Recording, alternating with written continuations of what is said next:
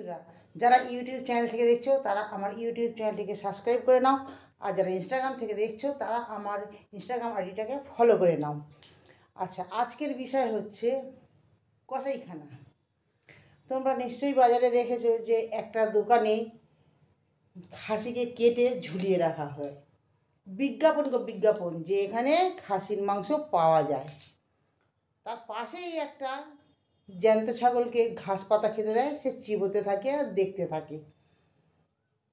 সে খাচ্ছে আর দেখছে, এরপরে যে কী হবে সে বুঝতে পারছে। সেই রকম আমার আর তোমার একই ব্যাপার। দেখে আসছি যে সংসারের পিছনে খেটে লাস্ট অবধি যখন বয়স হয়ে যাচ্ছে, ছেলে মেয়েদের ব্যবহারে বাবা মারা চোখের জল ফেলছে।